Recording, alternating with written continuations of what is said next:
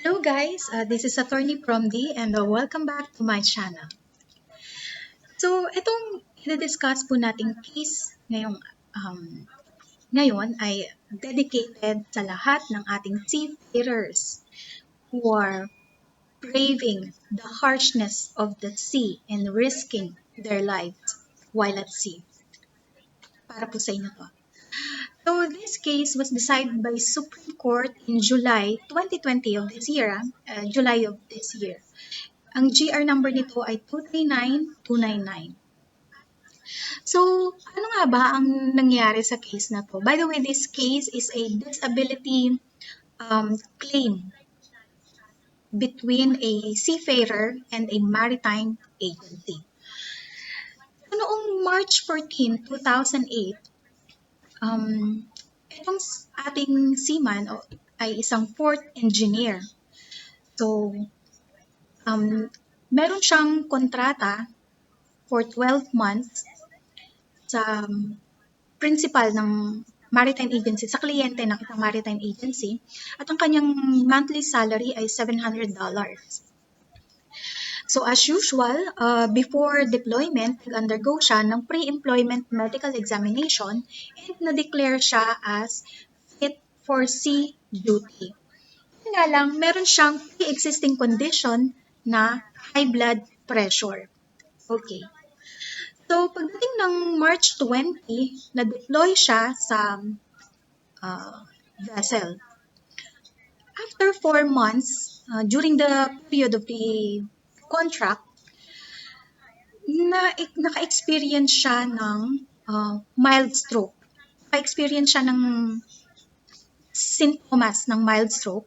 And yes, he was diagnosed with mild stroke. Pero nagpatuloy siya sa kanyang trabaho. Ngayon, habang tumatagal, lumalala yung kondisyon niya. So, nararamdaman niya na lumalala yung kondisyon niya while at sea. So, nag-request siya ngayon na ma-repatriate sa kanyang agency. Nag-request siya. Pagdating ng July, dumating siya dito sa Pilipinas. Nag-report siya agad sa kanilang agency. And nagre-request siya ng medical assistance. Ngayon, despite repeated request or several requests na ginawa nitong ating seaman mula sa agency, hindi siya pinagbigyan. So, napilitan siya ngayon na magkonsulta sa isang espesyalista gamit ang sarili niyang pera out of his own expense. Pagdating ng 2009, nagpa-MRI ngayon itong ating seaman. And lumabas sa kanyang MRI na meron siyang tumor. Okay?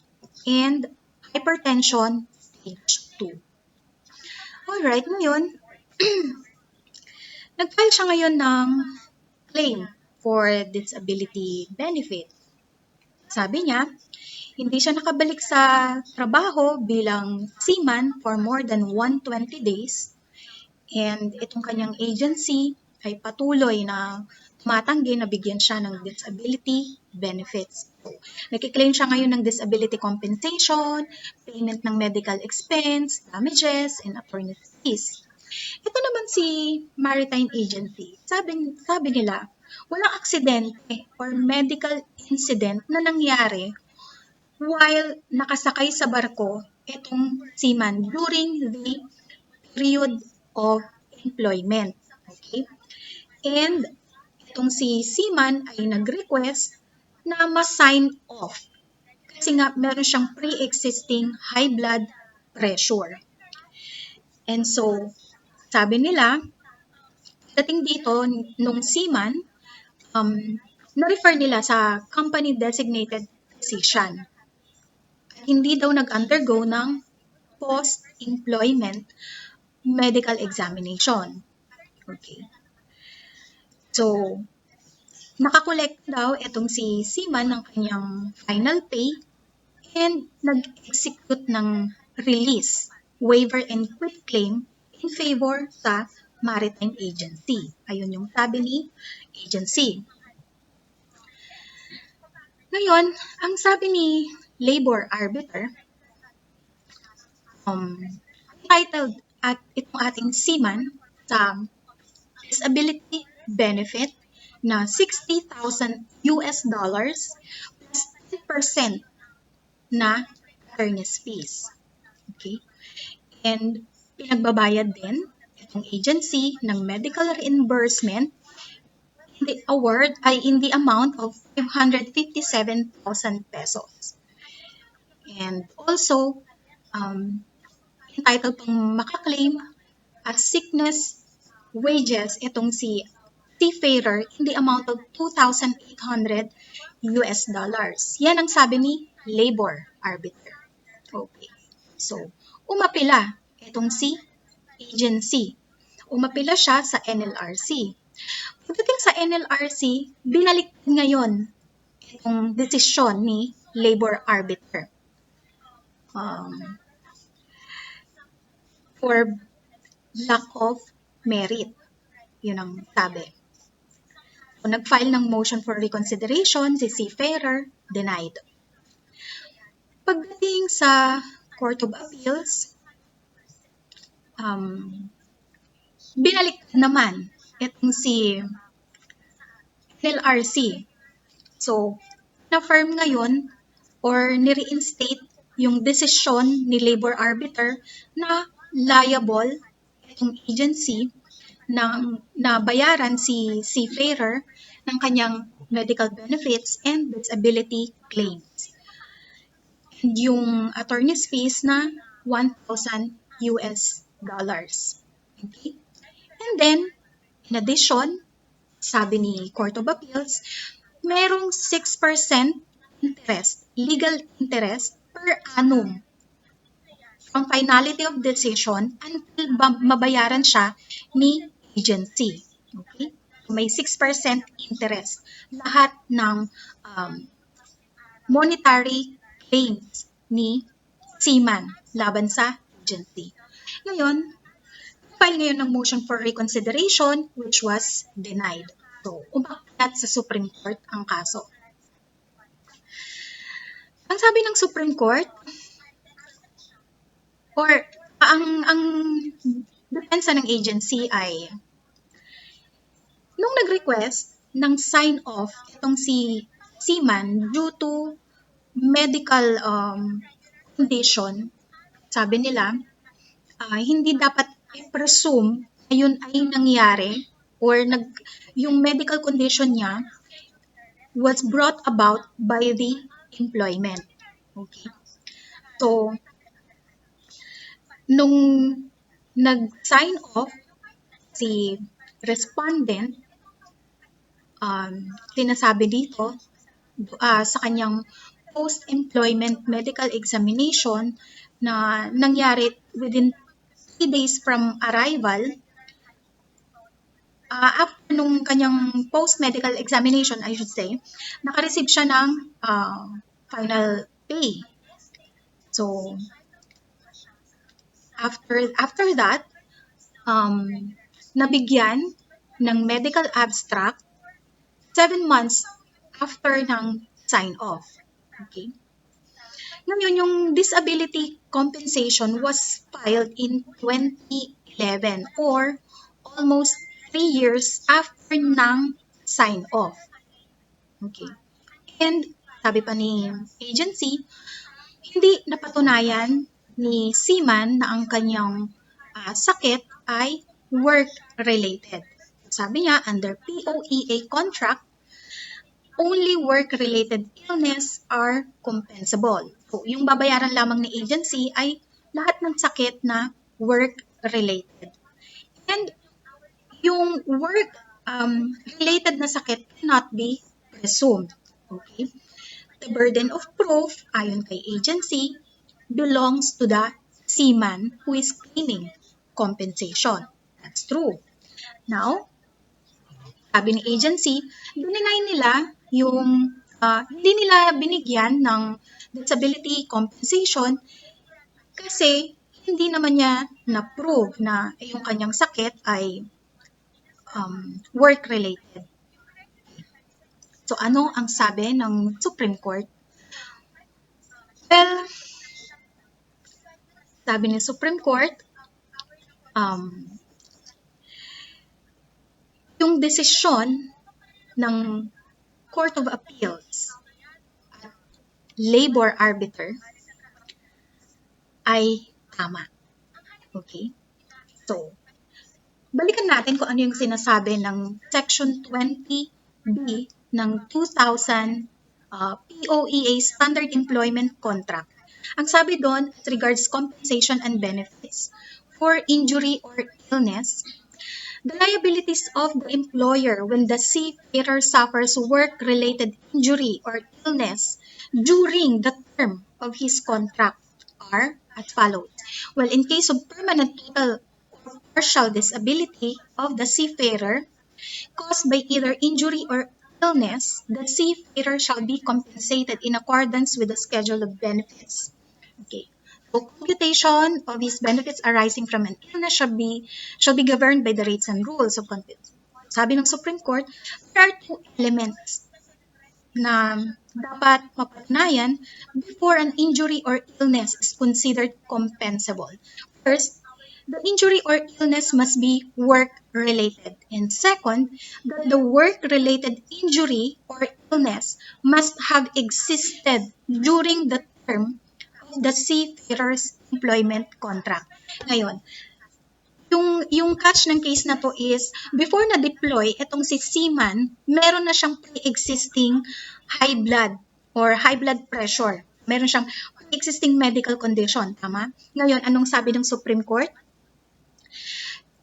Dalawa dapat yung elements para ma-prove mo na entitled ka sa benefit na to. Dapat yung injury mo ay work-related and dapat yung injury ay na-acquire mo during the term of employment.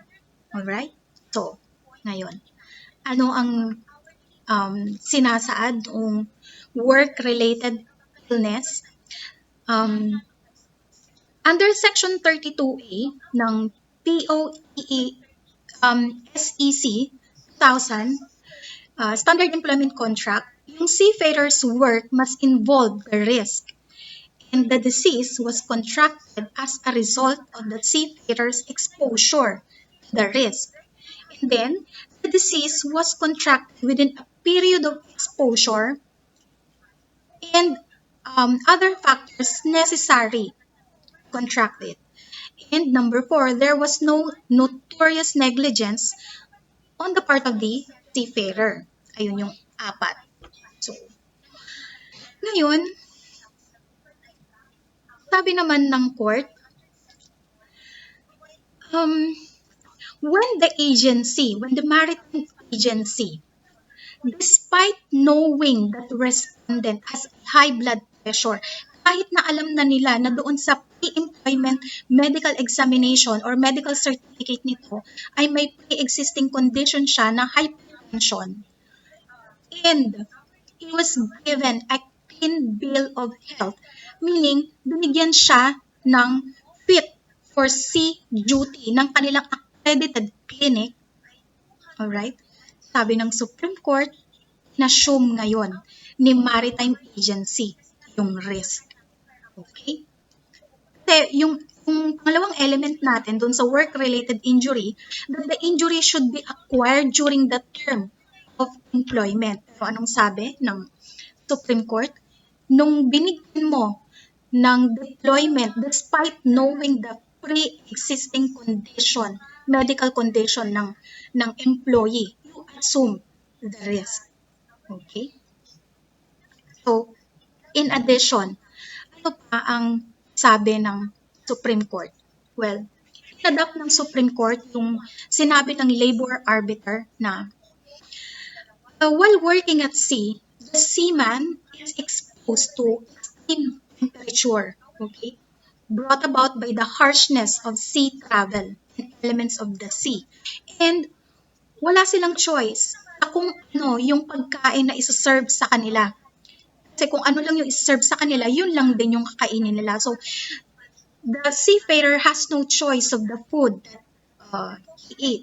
Because whatever are their provisions, sabi ni labor arbiter, the same shall be served to them.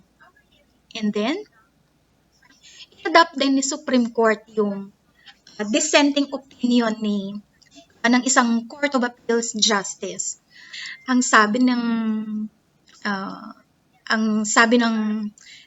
opinion ni Court of Appeals Justice, oo, existing yung kanyang hypertension. Pero isa lang ito a factor na nag-cause ng kanyang stroke. Okay? Yung nature and condition ng employment ni Seaman part in the resulting illness. So, lahat yon, yung harshness of the sea travel, elements of the sea, quality and condition of the food na kinakain niya, yung strain and stress that he had to suffer from doing his duties while on board the vessel. Okay? So, na-aggravate ng lahat ng condition na yon yung kanyang pre-existing hypertension that led to his stroke. Okay? For which he should be compensated, ang sabi ng ating Court of Appeals Justice. Alright. Ano pa ang further, sabi ng Supreme Court, petitioners having engaged the respondent as hypersensitive as he is, they should now accept the liability for his ailment in the course of his employment. Okay. Why? Because sabi ng Supreme Court, it is not required that an employee must be in perfect health, okay, when he contracted the illness para makapag-recover siya ng disability compensation. Alright? And it is also true na si employer or itong si maritime agency ay hindi siya insurer of the health of the employees. But once he takes the employees as he finds them, meaning kapag ka-employ mo or dineploy mo despite the condition, then he already assumes the risk of liability. Kasi nga, dineclare siya as fit for sea duty kahit na meron siyang pre-existing condition. Now, ano pa ang sabi ng Supreme Court? The OEA standard employment contract mandates the employer to pay disability benefits for his total or partial disability. Ngayon, mayroong 3 kinds of liabilities under Section 20. Ito yung seafarer sickness allowance. Number 2, yung permanent total or partial disability. And yung permanent total and partial disability will be determined by the company designated physician. Ngayon, ang sabi ng Supreme Court, the employer's liabilities hindi malinaw doon sa Section 20 ng POEA SEC or yung Standard Employment Contract, hindi malinaw na ang employer's liabilities are cumulative in nature. Which, cumulative meaning, kung nakapag-claim na ng sickness allowance, ng medical expense, ay pwede pa uli bang mag-claim ng disability benefits. Pero hindi rin sinabi doon na ito ay alternative, meaning kapag ka nakaklaim ka na ng disability benefits, hindi ka na po pwede mag-claim ng sickness and medical expense. Okay? Kasi ayun yung tatlong kinds of liabilities natin under Section 20. So, meron tayong sickness allowance, medical expense, and disability benefit. So, may doubt doon. Ngayon, anong sabi ng Supreme Court?